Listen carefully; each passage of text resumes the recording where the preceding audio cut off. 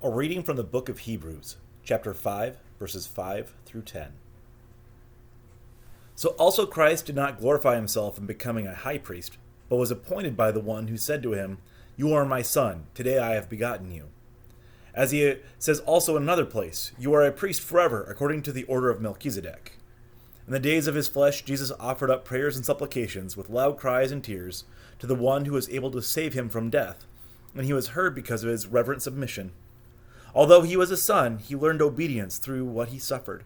And having been made perfect, he became the source of eternal salvation for all who obey him, having been designated by God a high priest according to the order of Melchizedek. This is the story of our church. Thanks be to God. When I was young, my mom would always ask me if I remembered people who I had no ability to remember. They'd be friends of hers or family members that would have passed away years before I was born. She'd say like, "Oh, hey, remember that family that lived down the road from my parents? I think they moved away when I was in 7th grade." I'd be like, "Mom, how could I remember someone who moved away like 15 years before I was born?" Just one of those things that people do. I always thought that this was a habit unique to my mother, but as I was talking with my father-in-law the other day, apparently his mother would do the same thing. She would say, "Oh, hey, remember that great neighbor we had in this town?" And he'd respond, "Oh, I was 2, Mom, I was 2. Now, I have no doubt that someday I'll turn to my son and start saying things like, "Hey, Ezekiel, remember back in Corydon we had that really great choir director?" And he'll look at me and say, "Hey, Dad, I was 2 when we left Corydon." Oof. Yeah, it's one of those natural things that kind of come around. And I always think of this habit that people have when we come to this passage in Hebrews. It's all about how Christ is a priest in the order of Melchizedek, or Melchizedek. You may have heard it said one way or the other. Actually, that's not true because you've never heard this name before because no one talks about this. The author of Hebrews goes through and he does this deep dive to talk about a priest that no one really remembered, no one really knew about, and even the Israelites of their day would have been like, I'm sorry, who again? So today we're going to talk a little bit about who Melchizedek was, why it's important that Jesus was a priest in the line of Melchizedek, and what the priesthood did and what we're supposed to do now.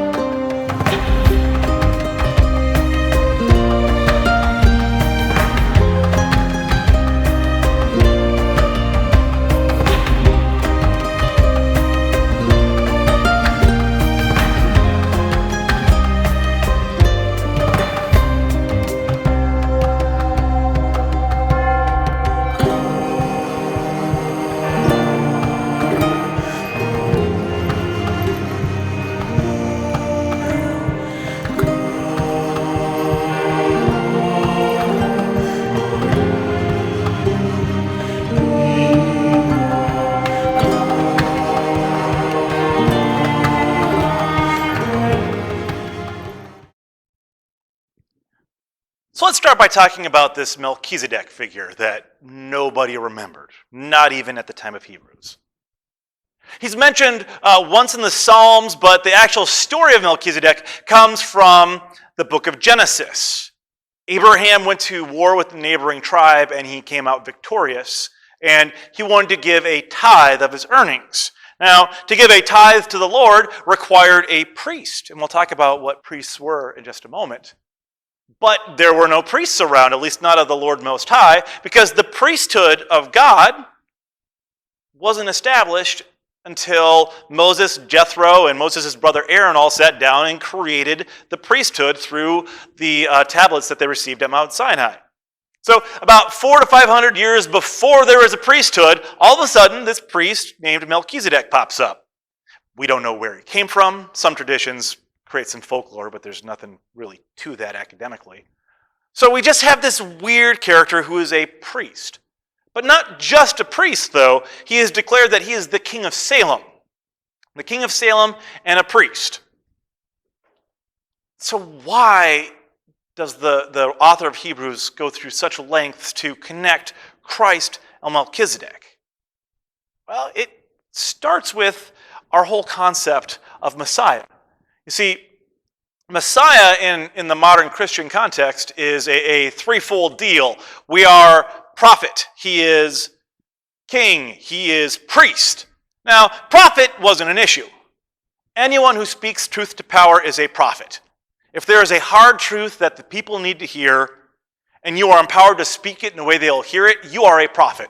Jesus, obviously prophetic through his entire ministry. Not an issue. King, well, we see on Palm Sunday, which is coming up next Sunday, he is proclaimed the king. He is of the line of David. That almost any kingly standard Jesus met through his actions or through his lineage. So to be the Messiah, we have no problem establishing his connection to the prophetic nature and the kingly nature. But then we have this problem of priest. How can we declare Christ a priest? In the ancient Israelite world, the priesthood was patrilineal, meaning you were a priest if your dad was a priest, and you were a boy, of course. That the priesthood was inherited. Well, if Jesus is from the tribe of Judah, so therefore he could be the king in the line of David, he can't be a priest. If he's of the line of Aaron, he can't be of the line of David, can't be the king. So here we have this tension. And it's important that Christ is our high priest, because what we think of as priests, it's different now than what it was then. See, the priesthood in all Protestant denominations is null and void. It's still kind of there in Catholicism, but the priests had one job and one job alone, and that is to perform the sacred rites that would reconcile a believer to whatever god they worshipped. If you worship Zeus, it was the priest's job for him to take your sacrifice so that way Zeus is happy with you. The priests were the intermediaries between you and the Holy One. Now, in the Protestant church, we recognize that you don't need me to perform those sacred rites to make you right with God. We believe in the power of confession. You don't need to come to me to confess to be reconciled to God. It is cathartic, though. My door and Pastor Diane's door are always open if you ever need to have confession. It's not required by a church for you to do it in person, but it adds a level of gravity. In the Catholic Church, it is required for you to do it actually to a priest.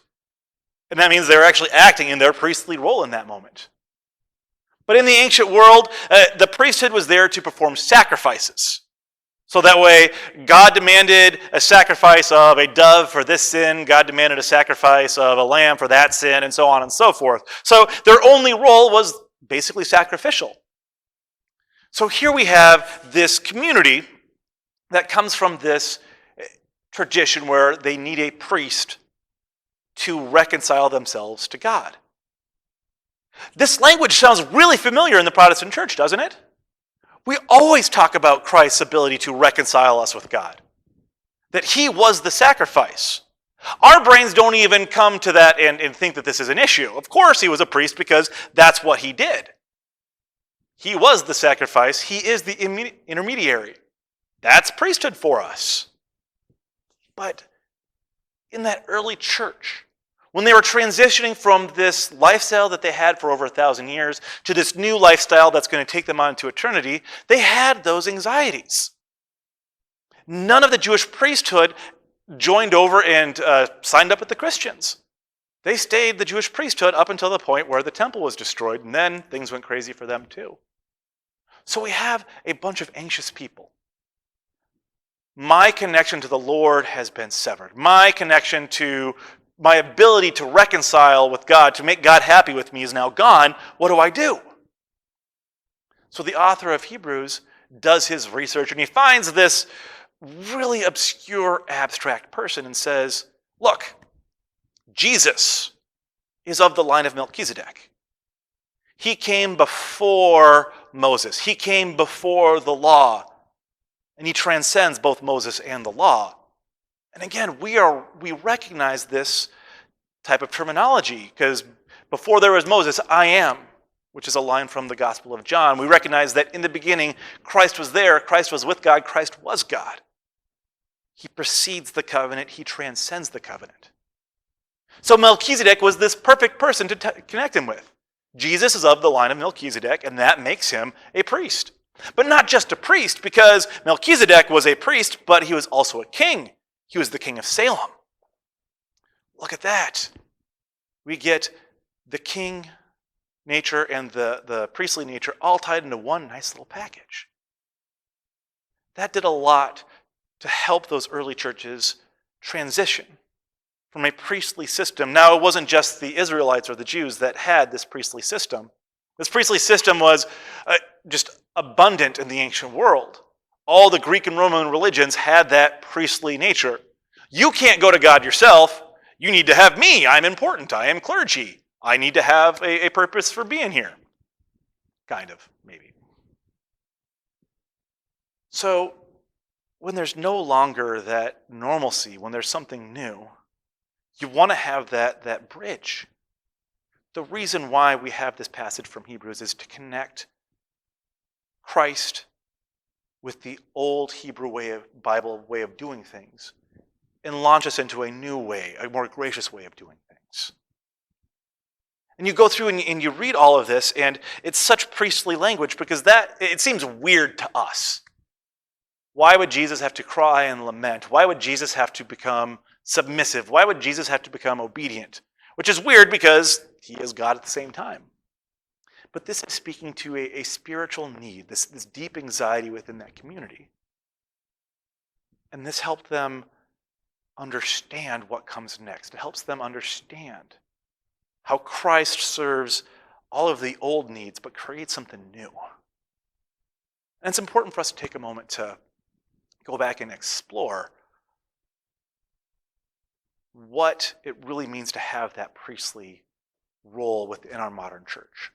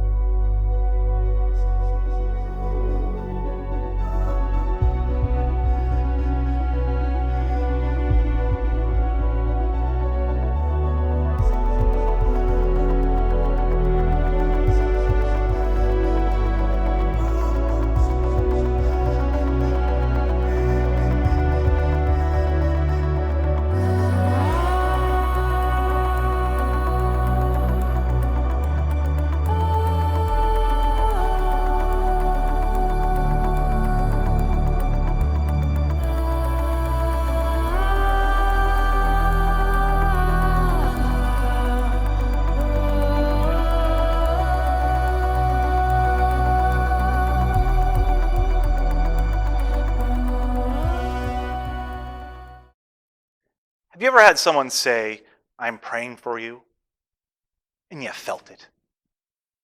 It's so easy to just throw out those casual statements of oh, hashtag thoughts and prayers. Oh, we'll pray for you. Oh, we'll lift you up in prayer. But there is such a level of intimacy, and this happens frequently, when someone really conveys to you that they've prayed, that they are praying for you, that it is something that it means that you have a cheerleader, you have an advocate, you have somebody who's rooting for you through thick and thin, and it is awesome to have that type of emotional and spiritual support. We so often go through the motions of saying, "Oh, I'll pray for you, oh, thank you very much." And I'm sure that we do actually do the praying, but it's so hard to convey the significance and the depth of passion that goes into praying for someone else. We have this passage here in Hebrews because it talks about the struggle, the loud cries, the supplication prayers that Christ is doing on our behalf. Even to this day, Jesus is still praying for us. He's still crying out for us. He is still there cheering us on. He's our advocate. It's probably been a long time since any of you were in any type of organized sports, but it's like having your entire family there at the state meet. That you are about to go and you're about to do something hard, and you feel much better knowing that there are people who are there who have been cheering you on the whole way up to that moment. They'll be cheering you on after that moment.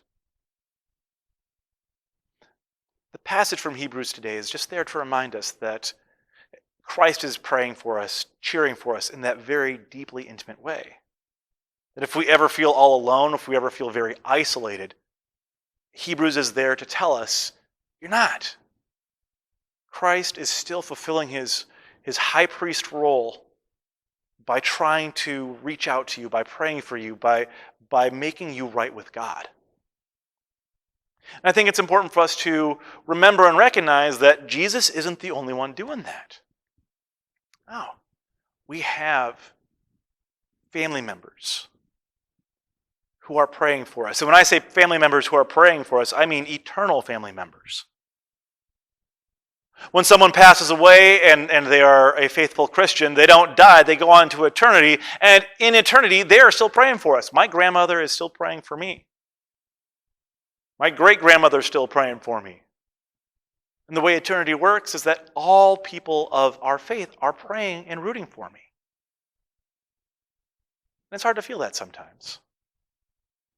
So in order to feel that sense of support, of spiritual empowerment, we need to take the time to pray for each other.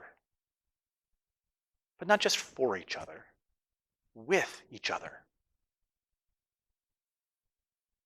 One of my dear friends who's a clergy member, and they have a very close relationship with my child, and they keep saying, oh, I'll pray for her, I'll pray for her, I'll pray for her. Her being Lily, obviously. And at one point in time, I tell this friend of mine, I'm like, that's awesome. We appreciate that you're doing that. But also, since she's 4, things that don't happen in her sight don't really exist to her yet. So take the time to pray with her. She knows how to do it. She's better at it than I am. So the next time someone is in need of prayer, don't just say you're going to do it. If you've had your vaccine and you're feeling well, take them by the hand and pray with them. It is awkward the first time, especially if that's not the type of relationship you have. But the Bible says that's the type of relationship we should have. Our modern culture informs us, instructs us to build up these emotional boundaries. I am self-sufficient. Within my own little box, I meet all of my needs, and I don't need anything else. Scripture tells us time again that we need someone else.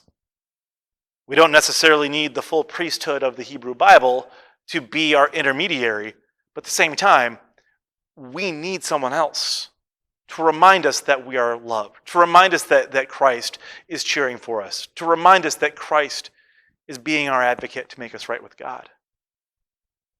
So pray with each other.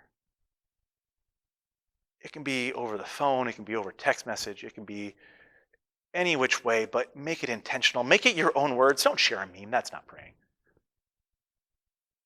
If you make it specific and intentional, the more personal it is, the more it will impact. We all need prayer. So let us start praying together. God bless.